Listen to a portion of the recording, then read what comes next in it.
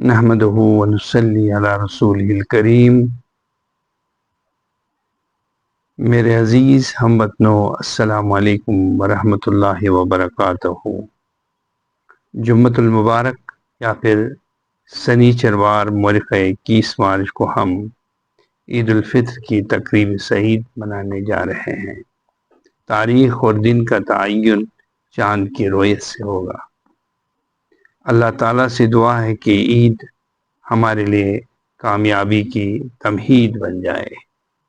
رمضان المبارک کے ابتدائی ایام میں مقدس مہینے کی حرمت کا خیال رکھے بغیر امریکی صدر ٹرمپ اور وزیر اعظم اسرائیل نتنیاہو نے ایران پہ یک طرفہ جنگ کو مسلط کر کے بربریت اور انسانیت کی ناقابل فراموش مثال قائم کر دی۔ انسانیت کا خون ارزان ہوا۔ 86 سالہ معمر قائد جاں بحق ہوئے، جن کا افسوس پوری عالمی انسانیت کو ہوا، لیکن فخر اس بات پر ہے کہ مرحوم آیت اللہ علی خامنائی شہادت کے عظیم مرتبے سے ہمکنار ہوئے۔ جب بھی معصوم طالبات اور ایرانی جہاز کے غیر مسلح سواروں کے قتل کی بات چلے گی، ان کے حق میں دعا و خراج عقیدت کے ساتھ ساتھ امریکہ اور اسرائیل کے لیے ذلت اور رسوائی کا تذکرہ کیا جانا ضروری بن جائے گا۔ امریکی صدر کی ایپسٹین سے وابستگی، ضلالت، خباثت، ذلت کے دلدل سے نکلنے کے لیے، لوگوں کی توجہ کو ہٹانے کے لیے ایران کے عوام کو نشانہ بنائے جانے کی مذموم حرکت ہے۔ کسی بھی صورت میں UN چارٹر کی توہین سے کم نہیں۔ ہزاروں بے گناہ لوگ شہید ہوئے۔ ہم ان کے حق میں یہی کہتے ہیں کہ راہ حق کے شہیدوں، وفا کی تصویروں، تمہیں وطن کی ہوائیں سلام کہتی ہے۔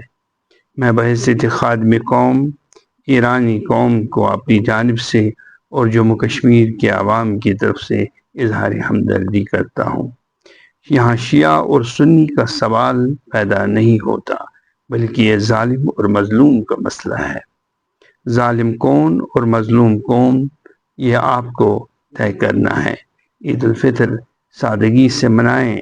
زکوٰۃ اور صدقہ فطر مستحقین تک پہنچائیے۔ ہمارے سماج میں کچھ ایسے لوگ بھی ہیں جو شرم کی وجہ سے آپ کے سامنے آنے سے حیا محسوس کرتے ہیں، لہذا ہمارا فرض بنتا ہے کہ ہم ان لوگوں کی مدد کے لیے آگے آ جائیں۔ دینے والا ہاتھ لینے والے ہاتھ کے مقابلے میں بہتر اور افضل ہے۔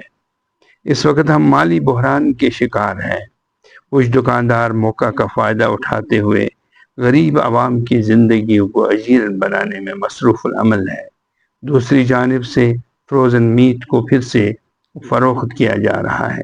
گوشت کو منہ مانگے داموں پہ فروخت کیا جا رہا ہے۔ 7 روپے کی روٹی 10 روپے میں فروخت ہو رہی ہے۔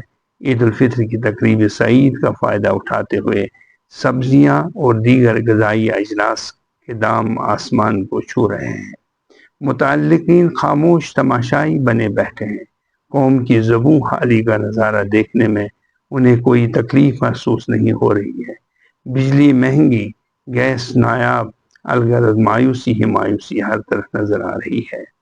آئیے ہم عہد کریں کہ ہم عید الفطر کے موقع پر اسراف کرنے سے اجتناب کریں، غریبوں، مسکینوں اور ناداروں کا خیال رکھیں۔